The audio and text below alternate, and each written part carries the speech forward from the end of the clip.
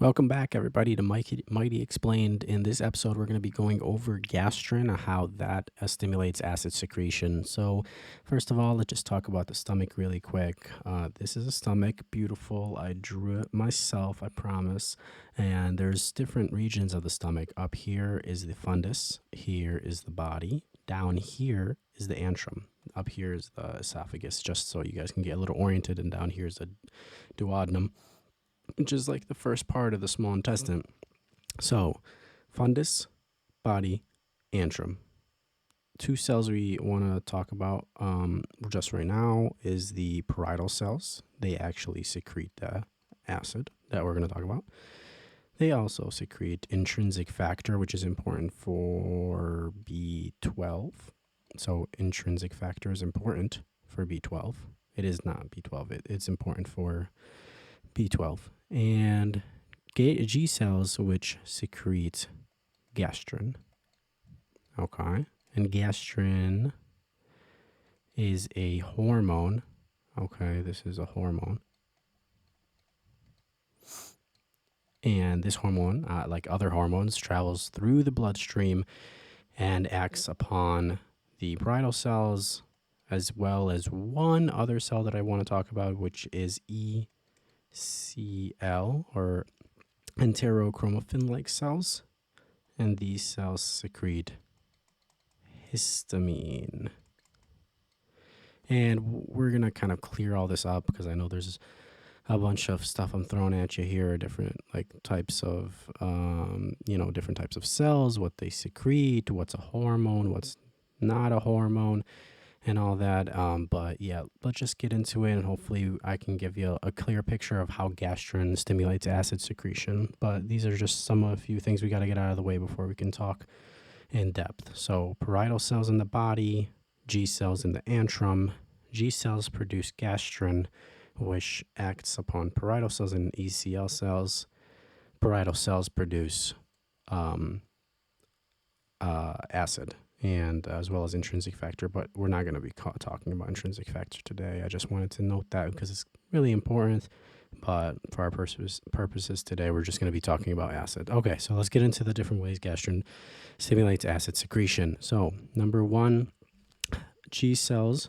Sorry, let me do that. Okay, so G cells, what happens is they're stimulated because you ate some food or whatnot. You ate a big burger or something like that from somewhere, and then you stimulate these G cells to produce gastrin. So G cells, they secrete gastrin, and gastrin is a hormone. So it's going to go through the bloodstream here. It's going to travel through the bloodstream. That blood is going to reach the parietal cells and the gastrin that is in the blood, and it's going to stimulate the parietal cells to secrete acid into the lumen of the stomach. Okay, so pretty easy. That's the first way that we're going to get the parietal cells to produce and secrete acid. Okay, G cells, gastrin through the blood, goes to the parietal cells, produce acid. Cool. Next, and this is actually, I'm going to put a big star here because this is actually the more potent way to produce acid, is kind of like a little intermediate between the G cells and the parietal cells. And these are the enterochromaffin-like cells that are in between. Okay, so G cells, they are going to secrete gastrin. Gastrin is going to act upon these ECL cells, enterochromaffin-like cells. The ECL cells are going to produce histamine, and histamine is not going to go through the bloodstream. It's chilling right next to the parietal cells. These ECL cells are right next to the parietal cells, so they're going to use a paracrine method of secretion because it's right next door to the parietal cells. It's going to just kind of dissolve its way over, act upon the parietal cells, and have them produce acid. Okay, so that's number two, and I want you to know that this is actually a more potent activator of acid secretion. Okay, G cells secrete gastrin. Gastrin acts upon the ECL cells. ECL cells, histamine goes to the parietal cells through paracrine methods, and then that stimulates acid secretion. Okay, so this is a cell, this is a cell, this is a cell. This is a hormone that goes through the blood, and this is histamine that's just going to dissolve because it's right next door to the parietal cells. Okay, now we have one more method of secretion.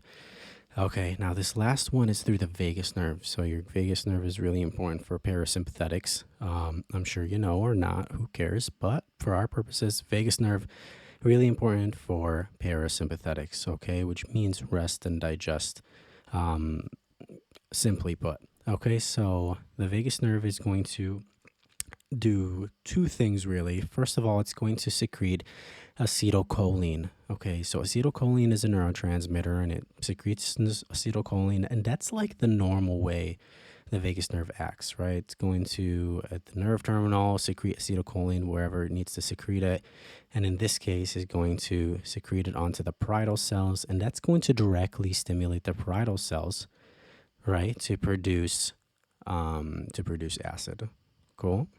Now, the other type of way, which is a little oddball, which is kind of like, takes a little bit of remembering, is the vagus nerve actually secretes something else, but on the G cells.